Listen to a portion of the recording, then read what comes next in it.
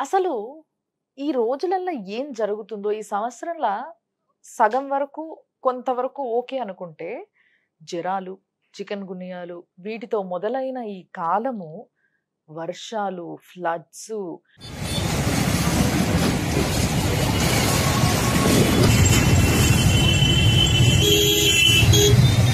అంటే అటు విజయవాడ, ఖమ్మము, వాయనాడు అసలు ఎక్కడ కాదు, ఏంది ఇవన్నీ చాలనట్టు మళ్ళా కోల్కతాలో ఓ పెద్ద ఇష్యూ. ఒక స్త్రీ పైన జరిగిన విధ్వంసం అది అసలు. అసలు ఛీ! ఛీ! ఛీ! ఛీ! అసలు తలుచుకుంటేనే చాలా దరిద్రంగా అనిపిస్తుంది. ఇలాంటివన్నీ ఎందుకు జరుగుతున్నాయి మన దగ్గర? స్త్రీని, ప్రకృతిని సమానంగా చూసే భారతీయులకి ఇలాంటి ఒక కష్టమైన కాలం ఎందుకొచ్చింది? అందుకే ఈరోజు మన స్టూడియోకి నేను పిలిచేశాను గురువుగారు అయ్యప్ప శ్రీకృష్ణ సుధి గారు, ప్రముఖ ఆధ్యాత్మవేత్త.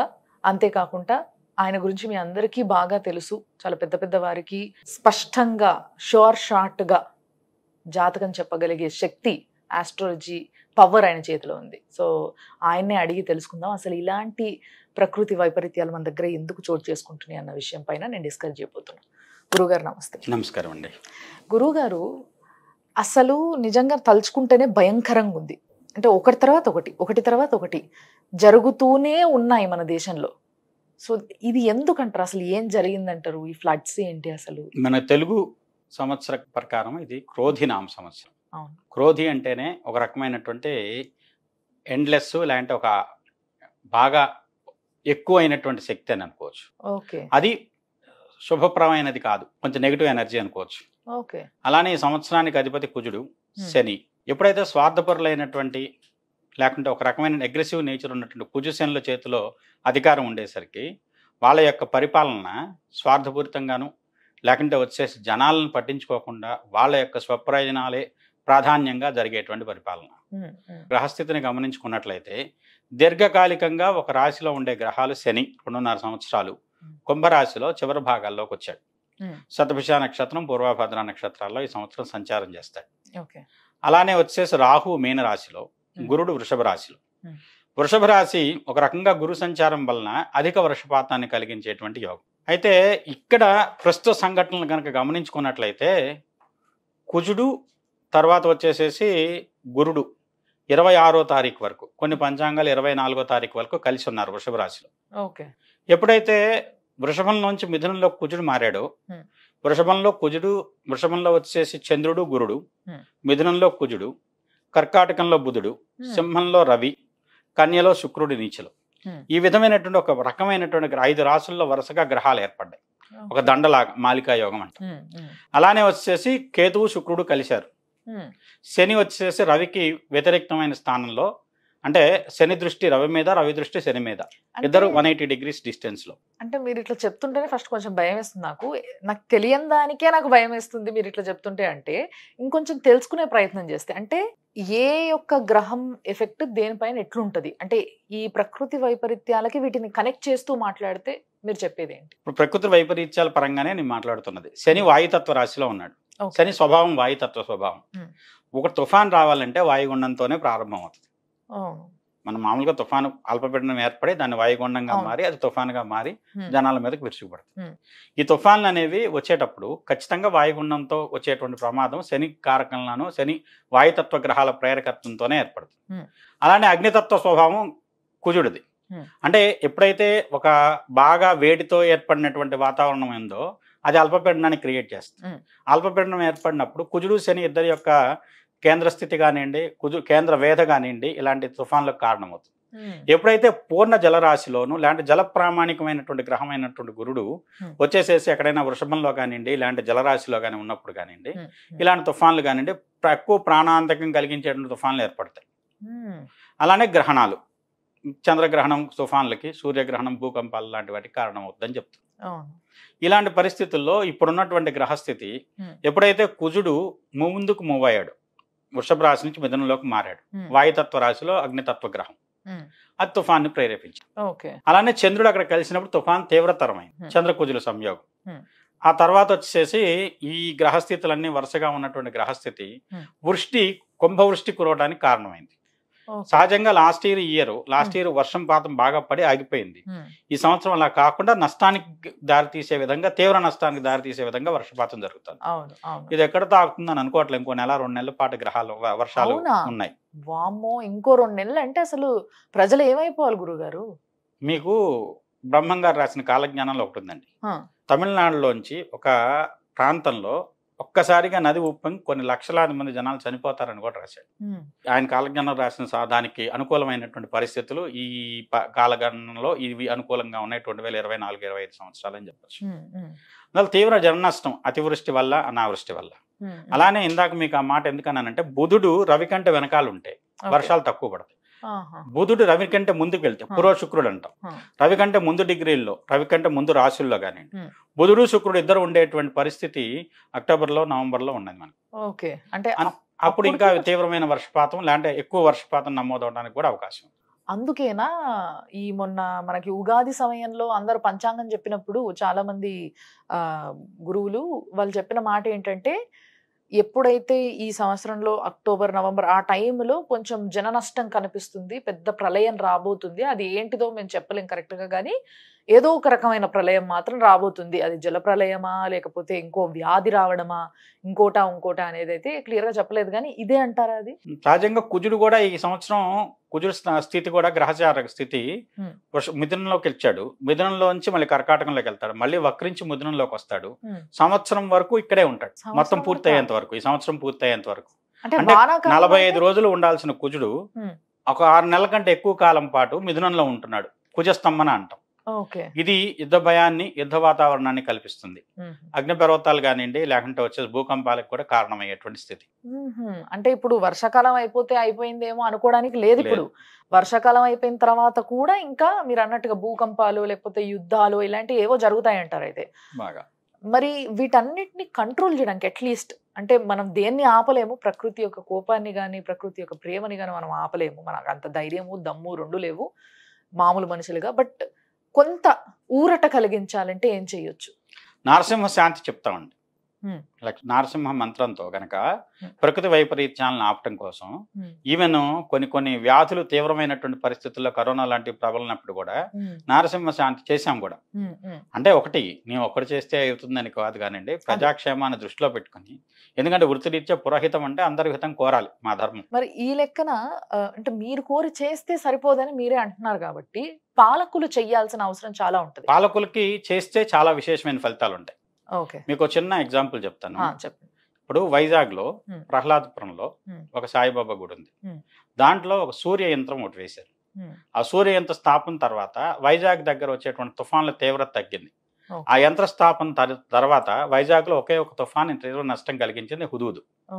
ఆ తర్వాత అంతవరకు అది కూడా ఏంటంటే ఆ యంత్ర స్థాపన జరిగిన తర్వాత 15-20 సంవత్సరాల తర్వాత.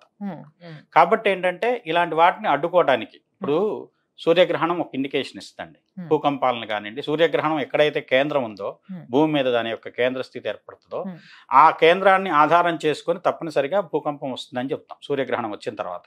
ఇప్పుడు మన దేశంలో ఈ సంవత్సరం గ్రహణాలు ఏమీ లేవు, కానీ ఏంటంటే ఇది ఎక్కువగా వచ్చేసి యూరోప్ ప్రాంతాన్ని, తర్వాత ఏంటంటే అట్లాంటిక్ ఓషన్ మధ్య ప్రాంతాన్ని ఎక్కువగా సూచిస్తుంది. సో దానివల్ల వచ్చేసేసి అంటే భూకంపం కేంద్రం వచ్చేసి సముద్ర మధ్యంలో ఉంటే సునామీగా మారుతుంది. ఇలాంటి జల ప్రళయాలకు ఈ సంవత్సరం కారణమయ్యేటువంటి గ్రహస్థితి కానివ్వండి, గ్రహణాలు కానీ ఉన్నాయి. అంటే ఈ లెక్కన మీరు చెప్తున్న ఏదైతే ఈ పూజా ప్రాసెస్ ఉందో ఇదంతా కూడా పాలకులు చేస్తే విశేషంగా వాళ్ళకి మంచి ఫలితాలు ఉంటాయి. పాలకులు ఎవరండి? ఇప్పుడు ప్రజాస్వామ్యంలో ప్రజలే పాలకులు. ప్రజల కోసం ప్రజలు చేసుకోవడం తప్పేం లేదు. వాళ్ళు ఎవరో చేస్తారు, మన ఎవరో ఉద్ధరిస్తారు. ప్రభుత్వాలు వచ్చేసి ఉత్తగా డబ్బులు ఇస్తాయి, ప్రభుత్వాలు వచ్చి అన్నిటి మీద ప్రభుత్వాల మీద ఆధారపడటం, వాళ్ళకైనా సరే దాన్ని స్పందించడానికి సమయం పడుతుంది కదా తెలిసిన తర్వాత. అందువల్ల ఎవరికి వాళ్ళు చేసుకోగలిగిన స్థాయిలో చేసుకుంటే తప్పేముంది. హైదరాబాద్ ప్రాంతం బోనాలు వస్తే ఎంత ఉత్సవంగా అందరూ పాల్గొని చేసుకుంటున్నారు. ప్రభుత్వం పాల్గొంటేనే జరుగుతుంది.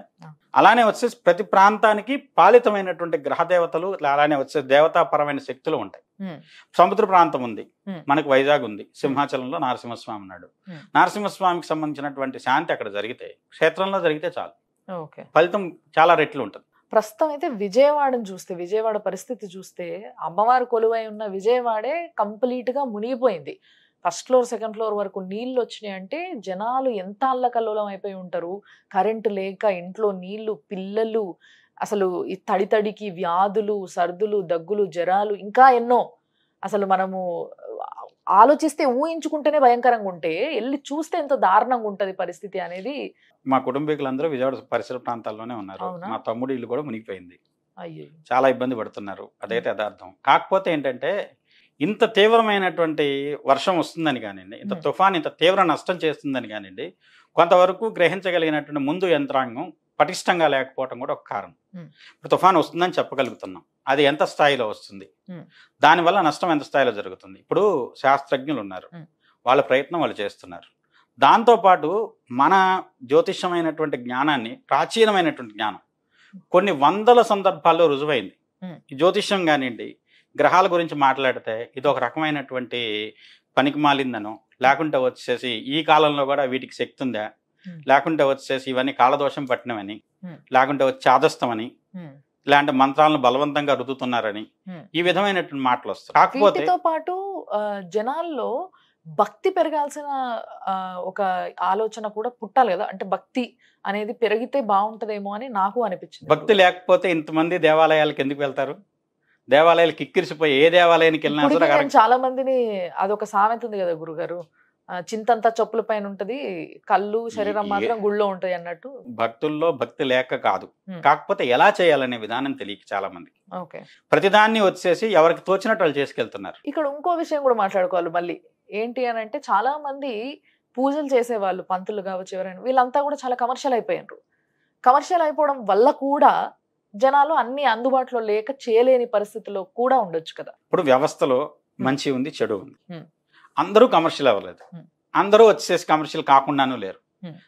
ప్రతిదాన్ని అవకాశాన్ని అందిపుచ్చుకోవాలని ప్రయత్నించే వాళ్ళు చాలా మంది ఉంటారు. కానీ ఎవరు యథార్థంగా ఉన్నారు, ఎవరు దేనికి సంబంధించిన దాంట్లో ఎంతవరకు ఖచ్చితమైనటువంటి ఫలితాలు ఇవ్వగలుగుతున్నారు, ఎవరు శాస్త్రీయంగానో లేదంటే ఒక పద్ధతిగా చేయగలుగుతున్నారు, చేసే విధానంలో. ఇప్పుడు చేద్దాం అనుకున్నా కూడా చేయనివని పరిస్థితుల్లో దేవాలయాల్లో ఉన్న అర్చకుల పరిస్థితి. ఇప్పుడు ఎండోమెంట్ శాఖ ఉందండి, వాళ్ళు ఏం చేస్తున్నారు, ప్రాంతానికి ఒక స్ట్రక్చర్ అనుకుంటున్నారు. అది శివాలయమైనా, శివాలయమైనా, లేకుంటే అమ్మవారి గుడైనా, విష్ణాలయమైనా, అన్నిటికీ ఒకే స్ట్రక్చర్. అది ఎలా? అదేమంటే మా ఎండోమెంట్ దగ్గర ఇదే స్ట్రక్చర్ అప్రూవల్ ఉంది, అదే స్ట్రక్చర్ అయితే మేము అప్రూవ్ చేస్తాం.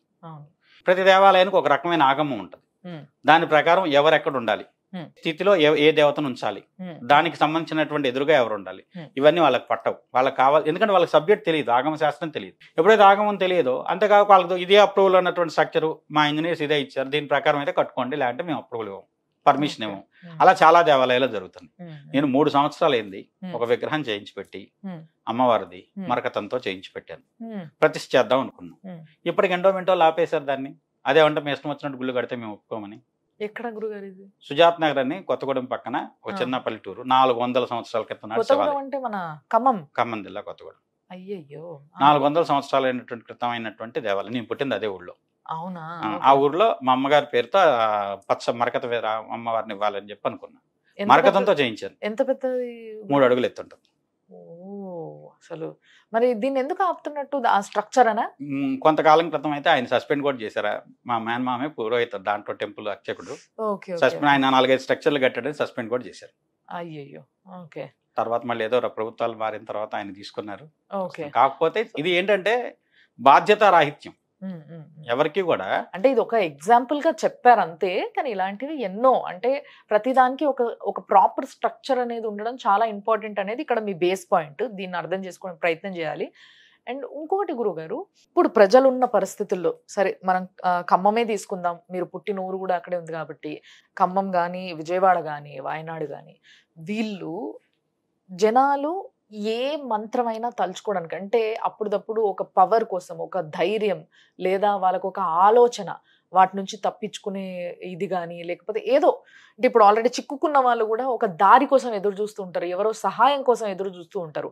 ఆ సహాయం వాళ్ళకి అందాలి చాలా ఫాస్ట్గా అని చెప్పేసి మన అందరము ఎన్నో పూజలు చేస్తూ ఉన్నా కానీ, అందులో చిక్కుకున్న వాళ్ళకు కూడా ఏదైనా ఒక ధైర్యం కోసం ఏదైనా మంత్రం కానీ ఏదైనా ఉపదేశించగలరు? ఆపదామభక్తారం దాతారం సర్వసంపదాం లోకాభిరామం శ్రీరామం భూయో భూయో నమామ్యం. ఆంజనేయ స్వామి వస్తాడో, రాముడు వస్తాడో, ఇప్పుడు దేనికైనా సరే ఆపదలు తొలగించేటువంటి శక్తి భగవంతుడికే ఉంది. ఇలాంటి ప్రకృతి వైపరీత్యం కానివ్వండి, ఇంకొక రకమైన ఉపద్రవం కావండి, దేని నుంచైనా మనం కాపాడే శక్తి భగవంతుడు. కాబట్టి ఆంజనేయ స్వామిని తలుచుకోండి, ఆపదలు పోతాయి. ఇప్పుడు నీళ్లతో వచ్చిన సమస్య, సముద్రం లంఘించినోడికి ఈ సమస్యను తీసేయడం పెద్ద కష్టం కాదు. ఆ. ఇప్పుడు ఏమైందంటే ప్రభుత్వాలు లేదంటే పాలకులు లేదంటే అంతకు ముందు ఉన్నటువంటి గత పాలకులు వీళ్ళ మధ్య ఉన్నటువంటి స్పర్ధల వల్ల కూడా లేని సమస్యలు కూడా క్రియేట్ అవుతుంది. ఇప్పుడు ఏదైనా నష్టం జరిగితే ప్రభుత్వానికి చెడ్డ పేరు వస్తుంది కదా, అందువల్ల ఏదో ప్రయత్నం చేద్దాం, నష్టం కలిగిద్దామని ప్రయత్నం చేసేటువంటి విధానాలు కూడా జనాల్లో ఉన్నాయి. ఆలోచన విధానం ఇప్పుడు ఎందుకంటే నష్టం ప్రకృతి మూలకంగా జరిగిన నష్టం కంటే మనిషి ఆలోచనల్లో ఉండేటువంటి విపరీతాల వల్ల నష్టం ఎక్కువ జరుగుతుంది. ఇది 100% కరెక్ట్. చాలా మంది పెద్దలు చెప్పే మాట ఇదే, ఏంటంటే మనిషి యొక్క ఆలోచన విధానం, బ్రతికే తీరు, మనం ప్రకృతికి చేస్తున్న చేటు, ఇవన్నీ కలిపే మనకి ఈరోజు ప్రళయాల రూపంలో మనం ఇదికొచ్చి పడుతున్నాయి అనే మాట నేను చాలాసార్లు విన్నా. సో ఎలాంటి పనుల వల్ల ఈ రోజు ఇలాంటి పరిస్థితుల్లో మన దేశం ఉంది, మనం ఉన్నామంటారు మీరు?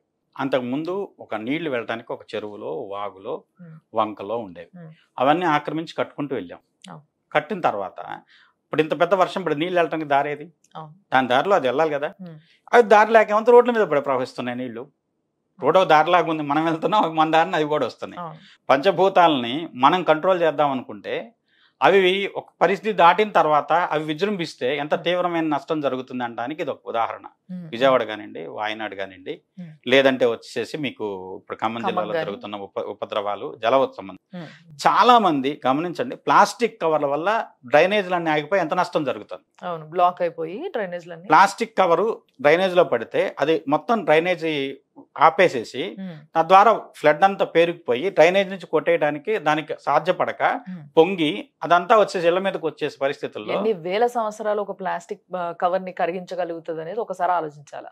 కాబట్టి వీటన్నిటిని కొంచెం ఇప్పటికైనా ఆలోచించంటే, మనం ఒక సేఫ్ ప్లేస్ లో ఉన్నాం, మనం బాగున్నాం, మనం కూర్చొని మాట్లాడుకుంటున్నాం కదా సరిపోద్ది అని అనుకుంటే మాత్రం రేపటి రోజు ఆ ప్రళయం మన పైన కూడా పడుతుంది, డౌట్ లేకుండా. కానీ ప్రతి ఒక్కరు ఈ రోజు చేసే పని రేపటి రోజు మన ఫ్యూచర్ ని రాసి పెడుతుంది అంటే తప్పకుండా దీన్ని నమ్మాల్సిన టైం అట్లీస్ట్ ఇప్పటికైనా వచ్చింది.